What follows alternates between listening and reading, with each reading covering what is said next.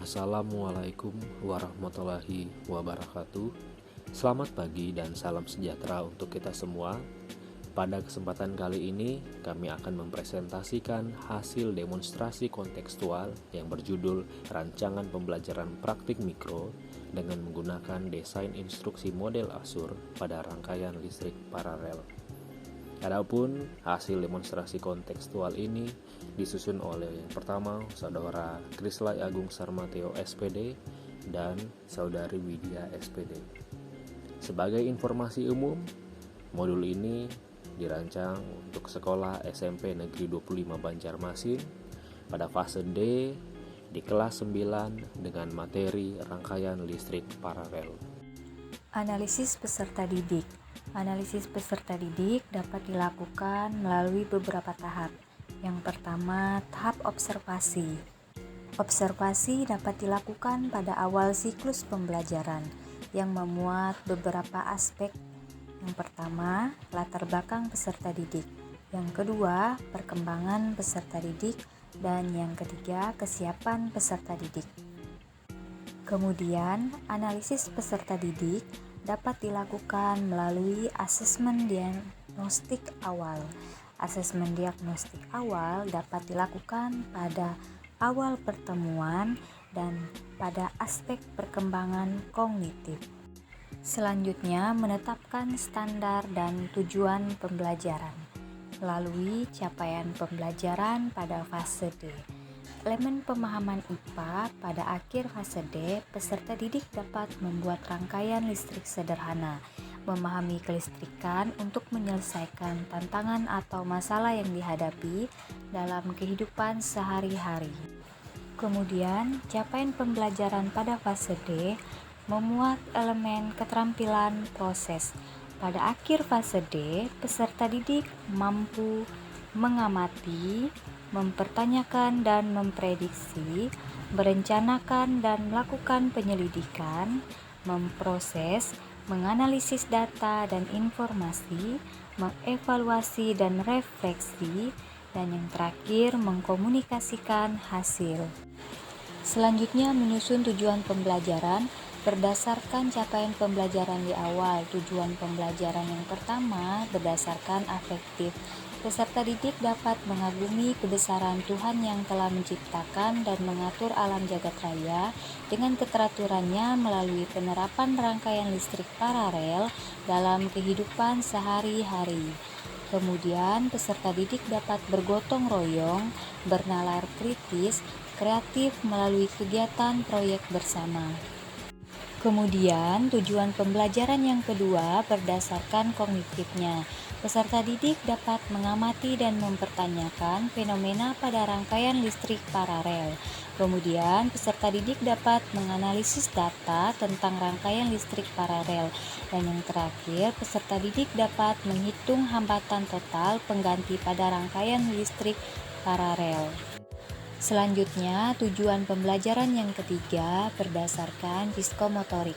Peserta didik dapat melakukan proyek rangkaian listrik paralel dan kemudian peserta didik dapat mempresentasikan proyek rangkaian listrik paralel. Kemudian pada bagian memilih strategi dan sumber daya, pendekatan yang digunakan adalah developmentally appropriate practice dengan fokus diferensiasi proses dan produk, model pembelajaran project based learning, metode diskusi, eksperimen virtual, proyek, dan presentasi.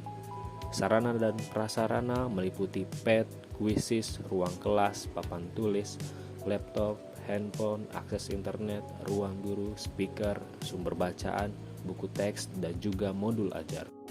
Kemudian pada bagian memanfaatkan sumber daya, yang pertama sumber daya penilaian dapat menggunakan kuisis. Kemudian sumber daya proses pembelajaran menggunakan pad. Sebagai sumber daya bahan ajar menggunakan buku siswa dan YouTube. Sebagai sumber daya penunjang ada laptop, speaker, smartphone, dan proyektor. Pada bagian menyertakan partisipasi peserta didik, yang pertama menggunakan asesmen diagnostik dengan penggunaan kuisis. Yang kedua eksperimen virtual menggunakan pad. Yang ketiga, presentasi hasil proyek yang dilakukan oleh setiap kelompok. Kemudian pada bagian evaluasi dan revisi, pada bagian A, evaluasi peserta didik yang dapat berupa asesmen formatif, yaitu observasi proses peserta didik, kemudian observasi produk peserta didik. Yang ketiga, post-test pilihan ganda menggunakan quizzes. Kemudian pada jenis asesmen sumatif, ada tes esai menggunakan quizzes. Selain itu ada refleksi yang berupa refleksi peserta. Selanjutnya, kegiatan pembelajaran dengan sintaks PJBL. Pada pertemuan 1, kegiatan pendahuluan dimulai pada fase 1 dengan menentukan pertanyaan mendasar yang dimulai pada pembiasaan di awal pembelajaran dengan melakukan doa dan mengucap syukur. Kemudian melakukan absensi, mengecek kesiapan kelas dan peserta didik. Selanjutnya, melakukan apersepsi dengan mereview kegiatan sebelumnya dan pemberian pertanyaan pemantik. Kemudian untuk motivasi dengan menampilkan video pembelajaran dan menyampaikan tujuan pembelajaran, manfaat pembelajaran, langkah pembelajaran, dan penilaian selama proses pembelajaran. Pada kegiatan inti dimulai dari fase 2, mendesain perancangan produk dimulai dari pembagian kelompok dalam 2 jenis kelompok, yaitu tingkat kognitif atas dan tingkat kognitif bawah. Selanjutnya, guru membimbing peserta didik bekerja setelah membagi kelompok dalam mendesain rancangan proyek dan memfasilitasi kelompok tersebut untuk melakukan proyek pembuatan rangkaian listrik paralel menggunakan media PET atau dengan membuat miniatur secara langsung. Sedangkan pada fase 3, menyusun jadwal pembuatan proyek dengan guru membimbing peserta didik bekerja sama dengan kelompok dalam menyusun jadwal pembuatan rancangan proyek.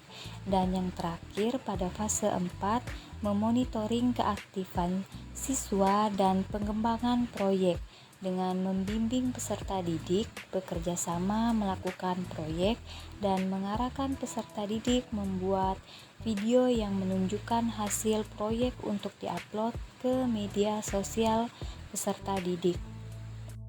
Selanjutnya, kegiatan penutup pada fase 6, evaluasi pengalaman belajar dengan melakukan refleksi bersama peserta didik terkait proses pembelajaran. Kemudian mengingatkan peserta didik akan langkah kegiatan pada pertemuan berikutnya dan menutup pembelajaran dengan mengarahkan peserta didik untuk mengucapkan syukur. Dilanjutkan dengan kegiatan pada pertemuan 2, yaitu pada kegiatan pendahuluan. Pada fase pertama menentukan pertanyaan mendasar, dimulai dengan pembiasaan di awal pembelajaran melalui doa dan mengucap syukur, absensi, mengecek kesiapan kelas dan peserta, kemudian melakukan apersepsi, yaitu mereview kegiatan sebelumnya dan pemberian pertanyaan pemantik, kemudian memberikan motivasi dengan menampilkan video pembelajaran, dan yang terakhir adalah menyampaikan tujuan pembelajaran, manfaat pembelajaran, langkah pembelajaran, dan penilaian yang akan dilakukan selama proses pembelajaran. Sebagai inti dari kegiatan pertemuan 2, pada fase 5, yaitu menguji hasil, mengarahkan setiap kelompok untuk mempresentasikan video hasil proyek yang diupload pada media sosial, memfasilitasi peserta didik untuk melakukan diskusi berdasarkan presentasi setiap kelompok, dan melakukan refleksi hasil presentasi dari setiap kelompok. Untuk menutup pertemuan 2, dilakukan fase 6, evaluasi pengalaman belajar, mulai dari melakukan post-test menggunakan quizzes sebagai asesmen formatif, melakukan refleksi bersama peserta didik terkait proses pembelajaran, kemudian mengingatkan peserta didik akan langkah kegiatan pada pertemuan berikutnya, dan yang terakhir adalah menutup pembelajaran dengan mengarahkan siswa untuk berdoa dan mengucap syukur.